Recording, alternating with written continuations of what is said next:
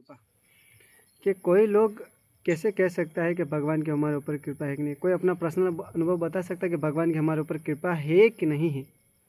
कोई कह सकेगा यहाँ पे? ज्योति माता जी, धापुल जी और पूजा माता जी और आरती माता जी, आप ही हो यहाँ पे जो बता सकते हैं कि भगवान की हमारे ऊपर कृपा है, और है तो कैसे है, भगवान किस तरह से कृपा करते हैं, इस प्रकार से आपको बताना चाहिए। वैसे हमारे ऊपर भगवान की कृपा है प्रभु जी, इसलिए हम सांस भी ले रहे हैं। साथ में ले रहे हैं, मतलब क्या ले रहे हैं? भगवान से आशीर्वाद। सांस वो सांस ले रहे, जी रहे, मतलब अच्छे से। सांस ले रहे हैं, विशेष हवा। कृपा ये है कि हम विशेष कृपा ये है कि हम लोग मंदिर जा रहे हैं, भक्तों का संग कर रहे हैं और हरिनाम ले रहे हैं। बाकी हरिनाम हर किसी के बस की बात नहीं है कि नाम ले सके कृष्ण का।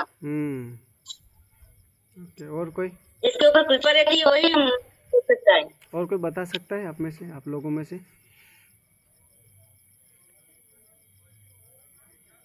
कौन बताएगा?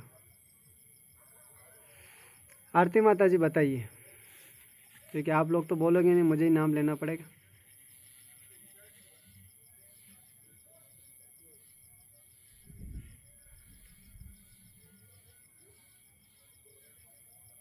ओके, कोई बात नहीं, नहीं बोल रहे थे, हम ही बोल रहे थे। भगवान की कृपा है नहीं है ये तो वैसे, लेकिन भगवान की कृपा होगी कैसे, पहले तो ये हमें जानना ज़रूरी है। क्योंकि कई लोग होते हैं जो डायरेक्टली भगवान की कृपा प्राप्त करने के लिए चले जाते हैं, लेकिन उनको ये वास्तविक में कृपा प्राप्त हो या ना, उसे हम कुछ कह नहीं सकते। लेकिन कृपा लेने के लिए ये उचित या सही रास्ता नहीं है। क्यों नहीं है? क्योंकि कृपा मिलती है भगवान के भक्तों के आशीर्वाद से, उनके संग से। यदि कोई व्यक्ति भगवान की कृपा वास्तविक में प्राप्त करना चाहता है तो उस व्यक्ति को विशेष करके यह ध्यान रखना चाहिए कि भगवान के भक्तों के संग में रहे, भगवान के भक्तों की सेवा करे। उस प्रकार से उस व्यक्ति को कृष्ण भक्ति या कृष्ण भक्ति तो मिलेगी, लेकिन साथ में कृष्ण का आशीर्वाद, कृष्ण का प्रेम भी मिलेगा। यदि व्यक्ति साधु को प्रसन्न नहीं कर रहा है, कृष्ण के भक्तों को प्रसन्न नहीं कर रहा है, तो वो व्यक्ति कभी भी अपने जीवन में कृष्ण की कृपा नहीं पा सकता। गुरु की कृपा, पहले गुरु को प्रसन्न करना बहुत ज़्यादा ज़रूरी है। अब एक गुरु कौन होता है वो भी हमें जानना बहुत ज़्यादा ज़रूरी है। क्योंकि एक बार क्या हुआ था कि अपने भारतीय लोग में देखा जाता है, क्योंकि अधिकतर गुरु के वेश में बहुत सारे लोग जो ऐसे हैं जो ढोंग पाखंडी की तरह बैठे हुए हैं। स्पष्ट हम नाम तो नहीं लेंगे उन लोगों का, लेकिन फिर भी कहते हैं कि हम सावधानी पूर्वक उन भक्तों के शरण ग्रहण करना चाहिए जो व्यक्ति शुद्ध भक्त हो, वैष्णव हो, जो कृष्ण को मानता हो और बिना स्वार्थ के कृष्ण का भजन करता हो, कृष्ण की सेवा करता हो। ऐसे व्यक्ति की शरण ग्रहण करनी चाहिए। इसमें एक प्रश्न ये भी उठ सकता था कि बोलते हैं कि प्रभु जी आप बताइए कि हम शुद्ध भक्त को कैसे पहचाने, क्या लक्षण है उन सब के, हम कैसे जाने? अभी क्या होता है कि एक व्यक्ति गया था कि हमें गुरु बनाना है, गुरु बनाना है, और व्यक्ति जाता है गुरु, और गुरु बैठा हुआ है पलंग, जो बोलता है ना झूला होता है, इस झूला पे बैठा हुआ और झूल रहा है, और झूल रहा है तो, और मुंह में खैनी खाया हुआ है, तम्बाकू खाया हुआ है, मावा खाया हुआ है, इत्यादि वगैरह वो खाया हुआ है।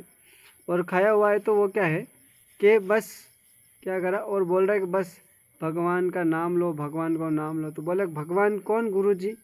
बोले कि हम भी मरने के बाद भगवान हो जाएंगे। क्या ऐसा होने वाला है? कभी नहीं हुआ। हमारे देखा जाए तो अपने राजस्थान के अंदर तो हमारे दादा परदादा तो कभी आज दिन तक तो भगवान हुए नहीं, भगवान नहीं हुए। और साथ में क्या है, भगवान तो नहीं हुए, लेकिन अधिकतर क्या है, पत्थर में बैठे हुए हैं पूर्वज के रूप में, पितृ के रूप में, जो कि सभी के खेत में इत्यादि वगैरह सब लोग देखे होंगे, तो उन सभी के इधर वो बैठे हुए हैं, क्योंकि वो भगवान नहीं बनने वाले, क्योंकि बहुत सारे लोग होते हैं। तो बोलते हैं कि ऐसे व्यक्ति की ग्रहण करनी चाहिए जो कृष्ण भक्त हो, कृष्ण के बारे में उपदेश देता हो। यदि कोई व्यक्ति या गुरु अगर कृष्ण के बारे में उपदेश नहीं देता हो तो उस व्यक्ति की कभी शरण में नहीं जाना चाहिए। जैसे कि कैसे व्यक्ति की शरण में जाना चाहिए, गुरु के, कौन से गुरु की शरण में ग्रहण करनी चाहिए? ये मेरी बात नहीं करो कि मेरी शरण में आना चाहिए, नहीं, ये मेरी बात मैं कर ही नहीं रहा हूँ। मैं ये बात कर रहा हूँ जगत गुरु श्रील प्रभुपाद जी की बात कर रहा हूँ।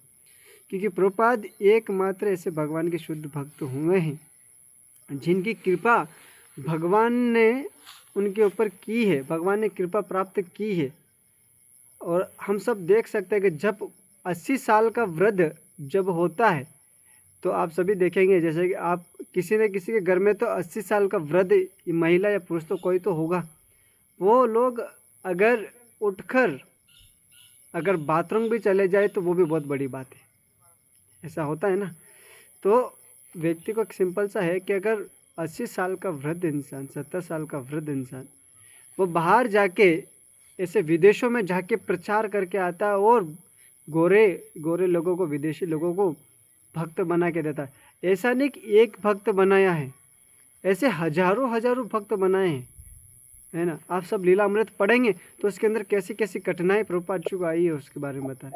तो बोल रहे भगवान यही कहते हैं कि तुम प्रयास तो करो, पहले भगवान के पूर्ण रूप से शरणागत तो हो।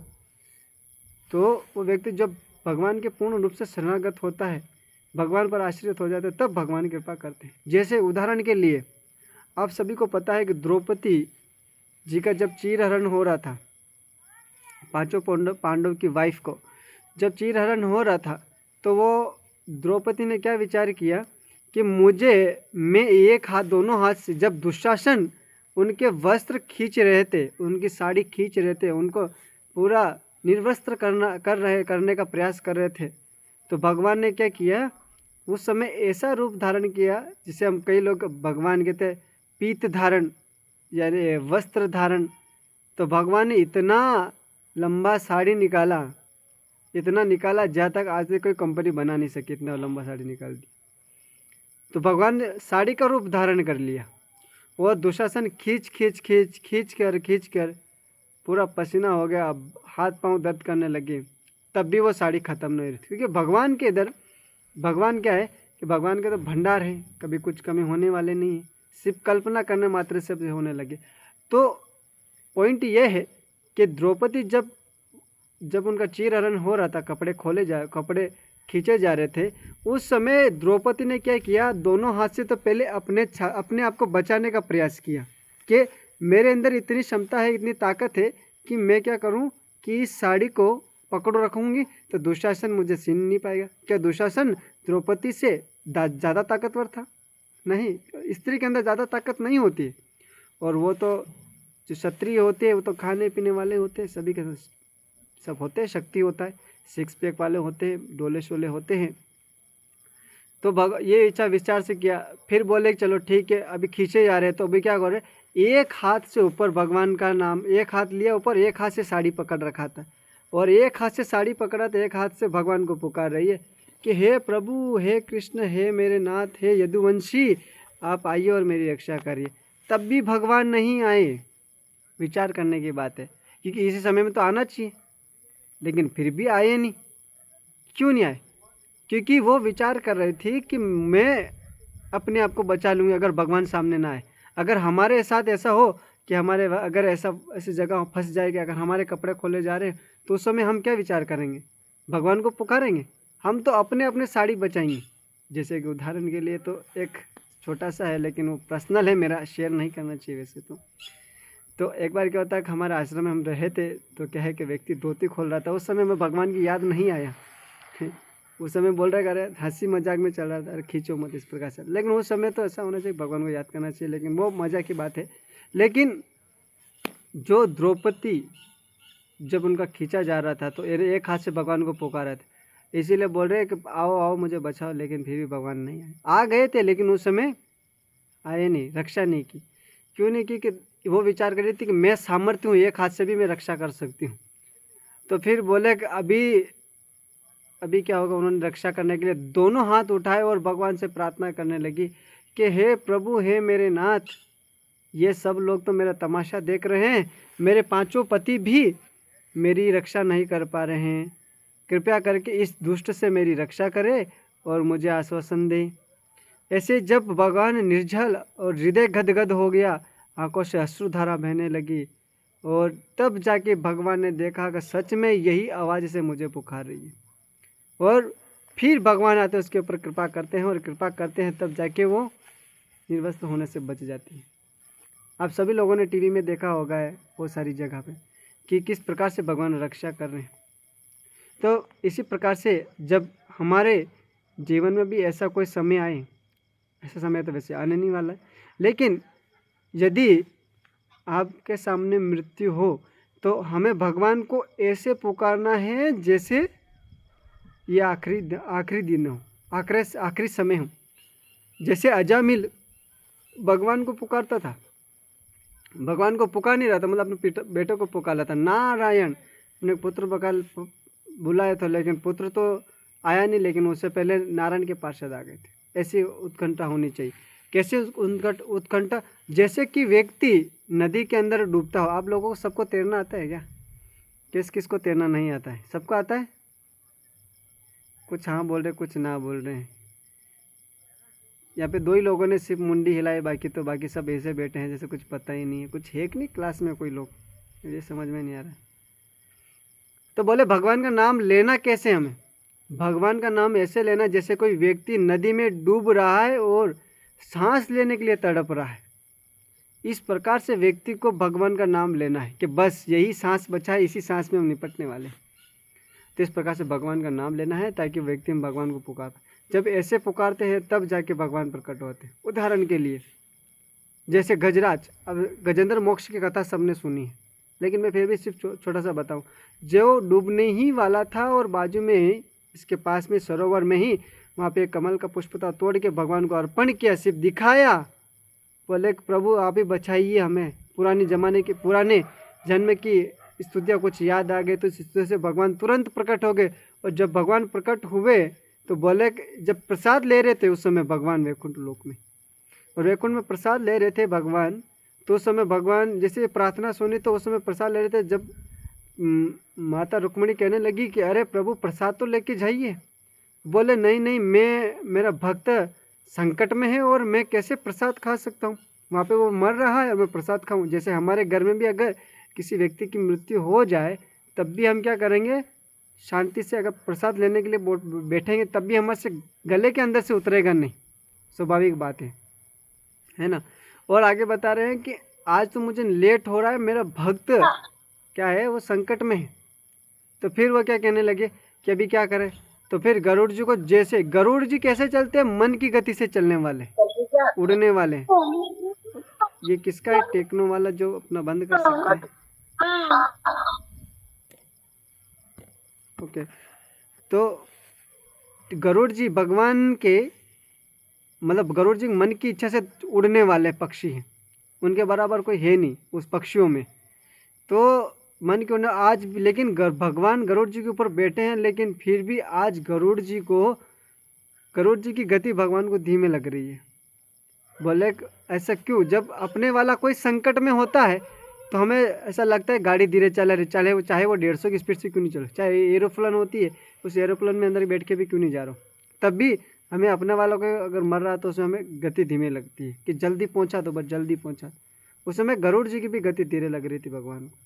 तो भगवान ने क्या किया, तुरंत उस वाहन को छोड़ा और बोले तुम आते रहना, मैं जा रहा हूँ। भगवान जैसे ही आए सबसे पहले किसका उद्धार किया?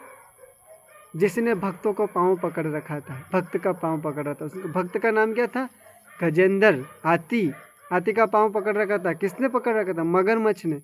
उस मगरमच्छ का सबसे पहला क्या किया उन्होंने? मुंडी, गर्दन उड़ाई सुदर्शन चक्र से। और सुदर्शन चक्र जैसे उनकी गर्दन कटी तो सबसे पहले उद्धार हुआ कोकरोनट जो बोलते हैं मगरमच्छ का हुआ।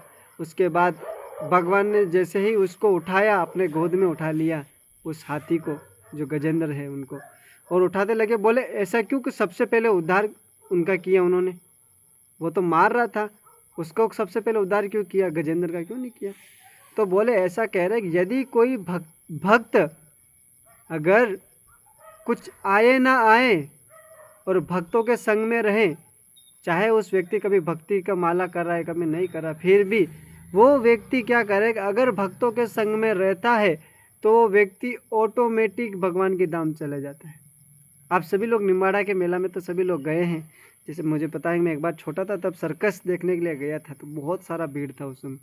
तो इतना भीड़ था कि मुझे आगे बढ़ने की आवश्यकता नहीं था, लोग पीछे से धक्का मारते जा रहे थे और मैं पहुंच गया अपनी चेयर तक। उसी प्रकार से भगवान की धाम में जाना है तो सबसे पहले हमें क्या करना है कि भक्तों के संग में रहेंगे। अगर हमारी भक्ति कुछ छूट रही होगी, थोड़ी सी बाकी भी रह रही होगी, तो क्या करेंगे, भक्त धक्का मार के सीधा आपको भगवत धाम पहुँचा देंगे।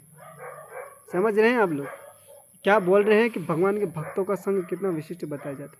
और बोलते हैं कि जो कोई भगवान के भक्त की शरण में जाता है, भगवान की शरण में जाता है, जैसे हम शरणागति की बात कर रहे हैं, वैसे तो यदि कोई व्यक्ति भगवान की शरण में जाता है तो भगवान डायरेक्टली उसको अप्रोच नहीं करते हैं, उसको डायरेक्टली स्वीकार नहीं करते। सबसे पहले भक्तों की शरण में जाना बहुत ही ज़्यादा ज़रूरी है। और तो मैंने भक्त भी बता दिया कौन भक्त की शरण में जाना चाहिए, शरण में जाना चाहिए, जो कि शुद्ध भक्त हो। शुद्ध भक्त श्रील प्रभुपाद जी, उनकी शरणागति में हमें जाना चाहिए। बोल रहे भगवान बोलते हैं कि यदि कोई मैं जिसे त्याग देता हूँ, यदि कोई मैं त्याग देता हूँ, जो जिसको भगवान ठुकरा दिया उसको कोई अपना सकता है क्या? इस संसार में कोई नहीं अपना सकता है। भगवान के भक्त ही एकमात्र जिसे अपना सकते हैं, और कोई नहीं है। उदाहरण के लिए बहुत सारे शास्त्र में उदाहरण पड़े, लेकिन जो भगवान भक्ति की शरणागति ले रखी है, उस भक्त के हमेशा भगवान कभी नहीं त्यागते। उदाहरण के लिए एक कथा आता है रामायण में से।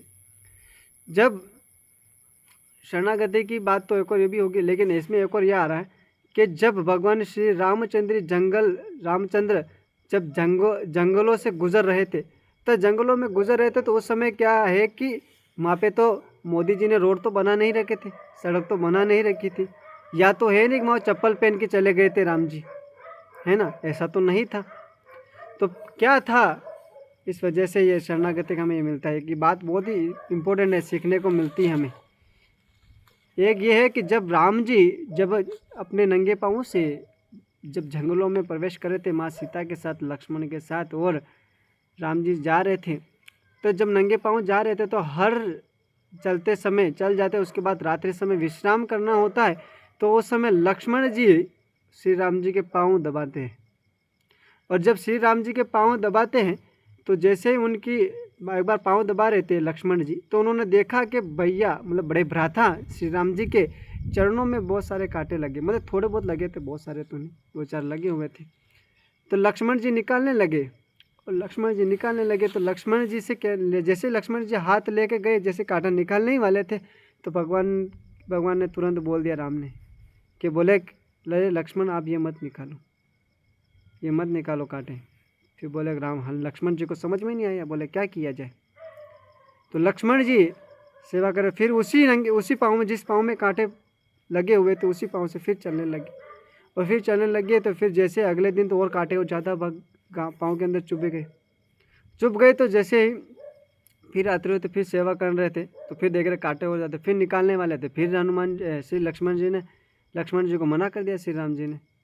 फिर उसी पाँव से फिर चलने लगे, तो फिर अभी जैसे राम जी विश्राम करने के लिए गए, तो विश्राम करने के लिए जैसे ही कुटिया के बाहर क्या किया उन्होंने, लक्ष्मण जी रोने लगे। जैसे रोते हुए देखा श्री राम जी सीता जी ने देखा कि लक्ष्मण जी रो रहे हैं, क्या कारण है।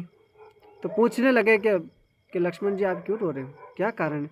बोले माता मैं क्या बताऊं, मैं अपने प्रभु की सेवा ठीक से नहीं कर पा रहा हूँ। बोले क्या हो गया।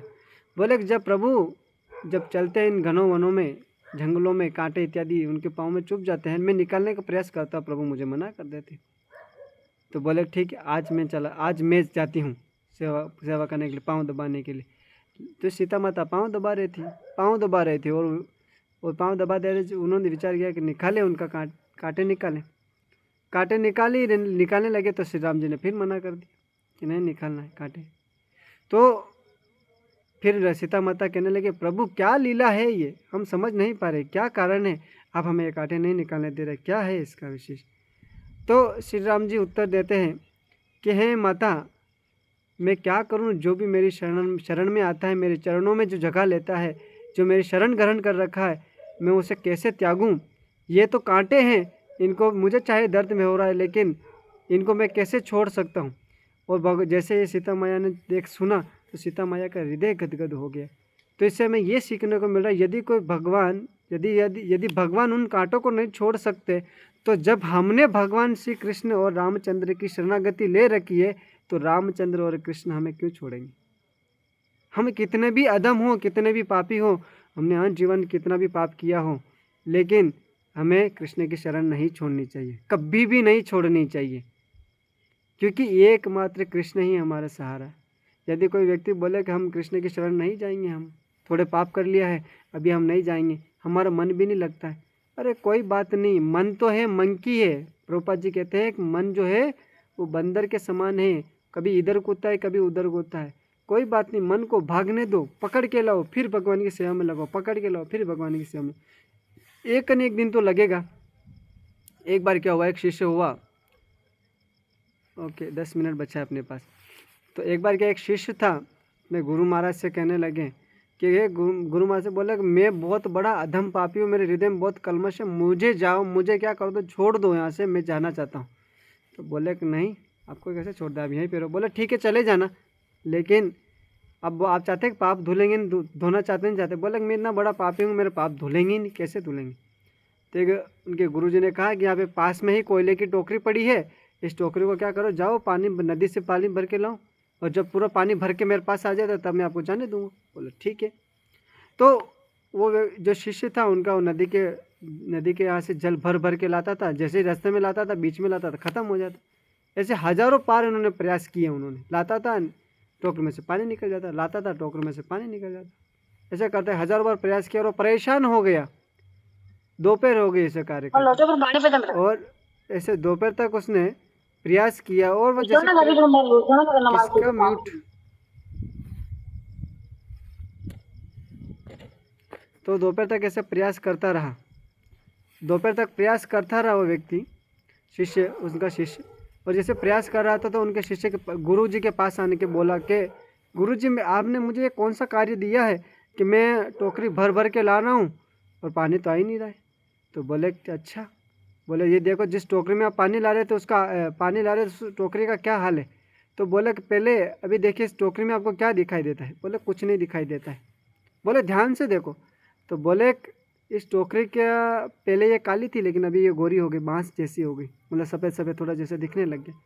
तो बोले गुरु यही कह रहे हैं कि आप कार्य करते रहिए, भगवान की सेवा करते रहिए, गुरु का आदेश पालन करते रहिए, आपका हृदय जो कलमश से ऐसे हजारों गुना जो काला काला हो चुका है, आप भगवान का हरे कृष्ण महामंत्र का जप करते रहिए, एक न एक दिन तो साफ होगा। ये प्रयास करिए आप लोग। यही प्रयास करने के लिए हम आपसे आज कह रहे थे कि ऐसे गुरु की शरणागत लीजिए जो हमें बता सके कि सही भक्ति क्या है।